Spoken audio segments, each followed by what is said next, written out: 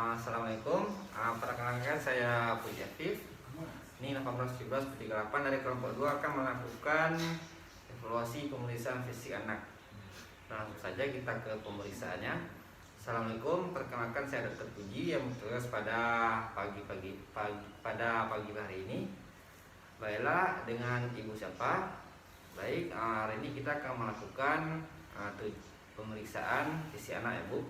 Di mana pemeriksaan ini bertujuan untuk melihat kelainan apa ataupun gangguan apa yang diderita oleh anak ibu pada saat ini. Dalam pemeriksaan nanti anak ibu akan merasakan sedikit rasa tidak nyaman, tapi mohon ibu menenangkannya ya, dan membujuknya agar supaya tidak risih dan menangis. Baik, ibu, kita langsung saja ke pemeriksaan. Ibu silakan bawa anaknya ke meja pemeriksaan seperti ini. Kemudian saya akan cuci tangan dengan tunjuk angka dan memakai sarung tangan. Baik, kita masuk ke pemeriksaan umum pada pasien. Ada 3. Yang pertama keadaan umum, data vital, dan data antrometrik. Untuk yang pertama keadaan umum, di sini pasien terlihat tenang, saudaranya komplikatis, ada kenyang kejang dan tidak ada keadaan lainnya, tidak ada sinusus juga. Kemudian kita lanjut yang kedua, tanda vital. Tanda vital di sini kita akan membutuhkan darah. Jadi setelah kita ukur maka dapat dengan darahnya 100/60 mm air reksa. Di sini untuk anak-anak normal.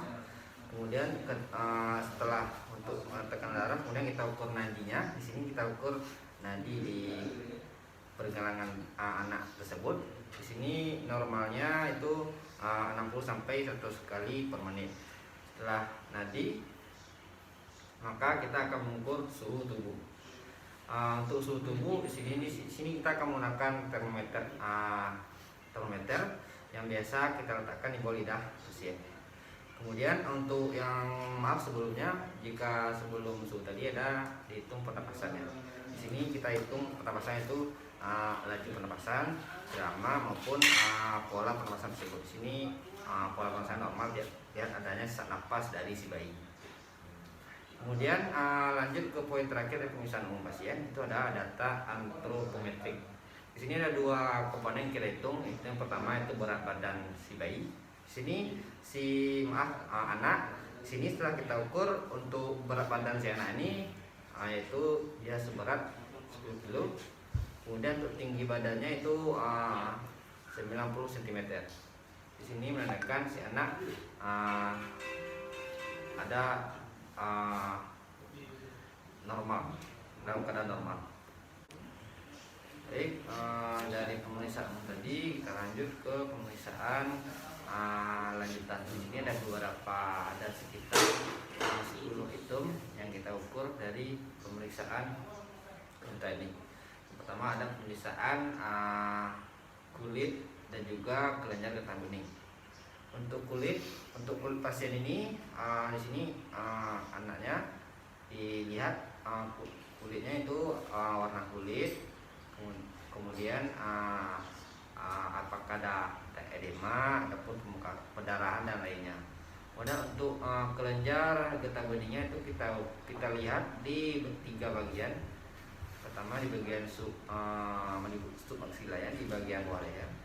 Kemudian kita di belakang telinga, kemudian di bagian di bawah lehernya. Di sini di belakang leher, di belakang telinga dan bawah leher. Di sini kita akan menilai dari kenyalan dalam bentuk dari kelenjar getah bening, apakah ada pembesaran atau tidak. Kemudian setelah kelenjar getah bening, maka kita akan lanjut ke pemeriksaan kepala dan juga muka.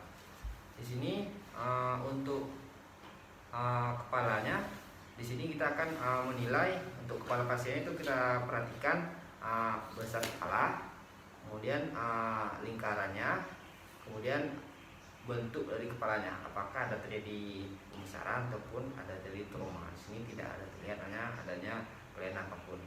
Kemudian untuk bagian mukanya, di sini muka dari pasien ini kita akan menilai apakah muka tersebut simetris atau tidak.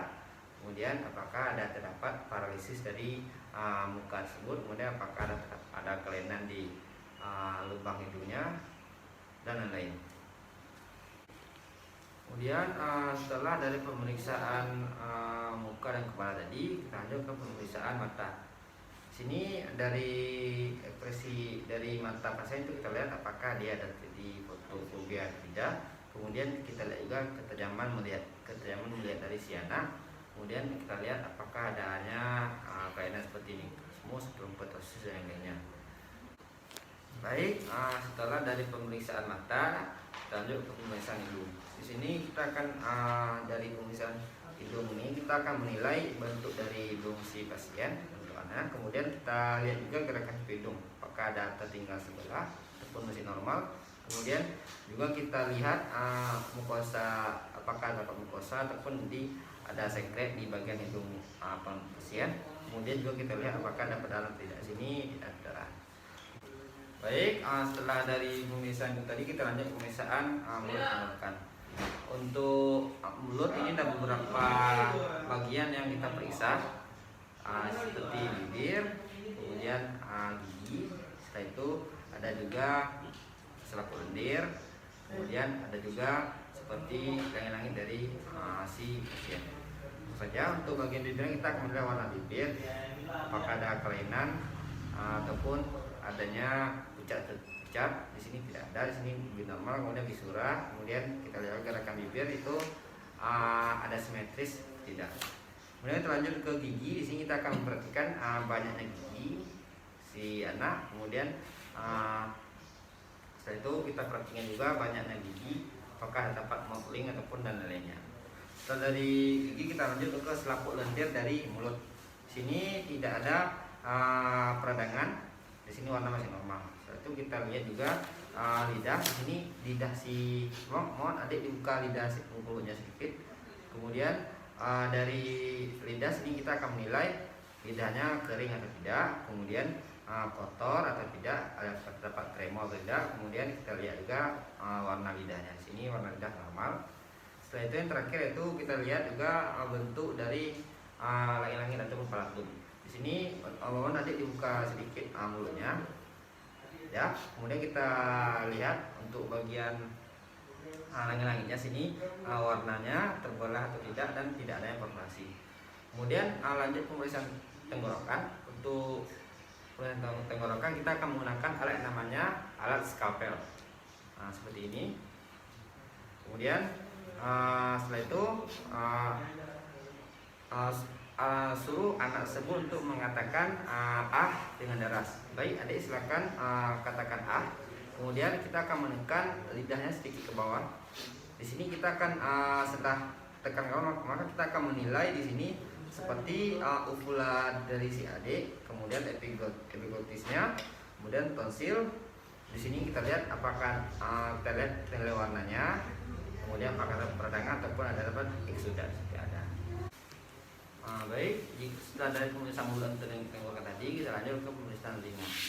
Di sini untuk bagian telinganya kita akan menilai seperti bentuk telinga, kemudian gendang telinganya, kemudian kita lihat warna dari telinganya, warna telinga, kemudian kita nilai ada sekret ataupun tidak, kemudian ada terdapat nyeri tekan atau tidak, ada nyeri tidak ada, kemudian kita lihat telinganya, kemudian juga kita periksa membran timpaninya dan kita lakukan spekulum telinga. Baik, setelah dari pemeriksaan telinga, kita lanjut ke pemeriksaan leher. Di sini untuk lehernya seperti biasa kita perhatikan panjang lehernya normal atau tidak, kemudian panjang pendek leher, kemudian kelenjar tiroidnya di bagian lehernya sini, kemudian juga kita lihat trakeanya. Di sini kita lihat pemeriksaan adakah pemeriksaan trakea atau tidak, kemudian juga kita perhatikan gerakan trakea. Coba adik lakukan gerakan mana? Oke. Baik, dari pemeriksaan leher tadi lanjut pemeriksaan toraks. Toraks di sini kita akan memeriksa dua komponen, yaitu paru dan jantung. Di sini ada empat cara, ada inspeksi, palpasi, perkusi, dan auskultasi. Untuk inspeksinya sebelumnya pasien tersebut dibuka bajunya hingga ke bagian perut dan ditutup sedikit yang menggunakan selimut. Baik adik, mohon maaf ya, Bapak buka bajunya sedikit. Nah, udah. Jangan malu ya. Baik, untuk bagian dadanya sini inspeksi dengan cara melihat. Di sini kita memperhatikan di sini untuk bentuk dadanya itu apakah flat chest, ada fusion chest.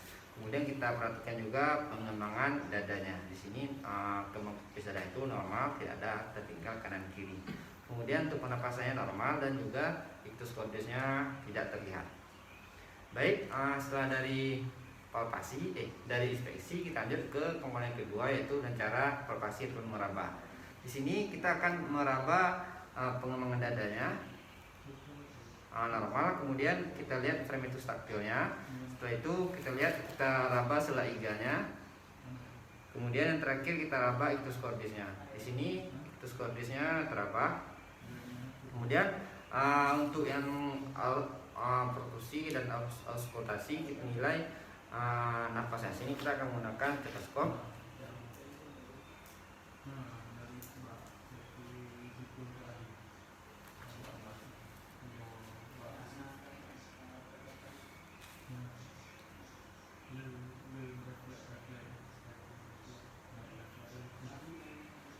Untuk saluran nafasnya kita nilai seperti apakah dia vesicular, bronchial ataupun amforik. Baik, setelah dari pemeriksaan dada tadi, toraks, kita lanjut ke pemeriksaan abdomen. Di sini untuk abdomennya selimnya ditaruh ke bawah lebih sedikit. Di sini ada tiga organ tubuh yang kita nilai. Untuk abdomen itu ada hati, limfa, dan ginjal. Baik, langsung saja sama seperti tadi ada 4 komponen, ada inspeksi, palpasi, perkusi, dan eksplorasi. Langsung saja untuk bagian inspeksi. Untuk bagian inspeksinya kita akan menilai bentuk pernapasan, kemudian umbilicusnya, kemudian gambaran vena di bagian perut, dan juga gambaran peristaltik dari usus. Yaitu untuk palpasinya kita akan meraba di sini. Ini akan mengukur ukuran dari hati, limfa, dan juga ginjalnya dengan cara kita mengukur. Baik, setelah dari abdomen maka kita lanjut ke pemeriksaan ekstremitas. Di sini untuk ekstremitas atas baiklah selimutnya kita tutup sedikit biar anaknya tidak malu. Kemudian kita perhatikan bagian tangan dan kakinya. Di sini kita akan lihat apakah ada kelainan bawaan.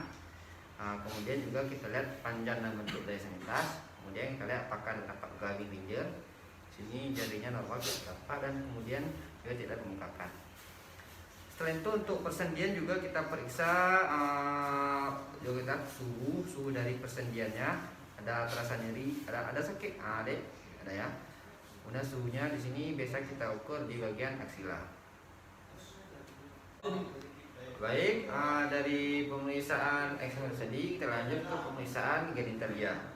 Untuk pemeriksaan genitalia dia di sini karena anaknya laki-laki umur 2 tahun tadi, maka kita akan melihat di sini yang pertama itu orifice uretranya. Di sini apakah epispadia ataupun epispadia. Ini normal. Kemudian kita lihat penisnya, kemudian skrotumnya, setelah itu testisnya, dan juga kita lakukan efek refleks kremaster. Di sini dengan cara kita goreskan pahanya apakah testisnya naik atau tidak ataupun bergerak. Baik, selanjutnya dari pemeriksaan tadi kita akan buka sedikit selimutnya dan baru kita lakukan pemeriksaan. Ataupun jika pasiennya perempuan maka kita akan menilai adanya sekret tidak, kemudian kita nilai labia mayornya, himennya, dan juga klitoris dari si anak. Baik, setelah itu kita lanjut ke pemeriksaan yang terakhir dari pemeriksaan lanjutan. Di sini pemeriksaan anus rectum. Baik, untuk anusnya kita buka sedikit selimutnya. Baik, untuk anusnya kita lihat di daerah pangkal daerah pantatnya ini apakah ada tumor, dan juga meninggal dan lainnya. Setelah itu kita juga fisura ani dan juga kolapsus ani. Baik, dari pemeriksaan anus rectum kita telah selesai melakukan pemeriksaan. Selanjutnya kita lakukan hasil. Baik, Bu, untuk anaknya ini masih dalam keadaan normal, tidak ada kelainan. ataupun jika nanti di rumah si anak dan merasakan rasa nyaman ataupun nyeri di seluruh badannya, ibu bisa bagi saya. Ada yang ingin ditanyakan bu? Jika tidak ada, saya akan melepaskan tangan, ditang kembali. Ibu silakan kembali ke rumah. Assalamualaikum warahmatullahi wabarakatuh.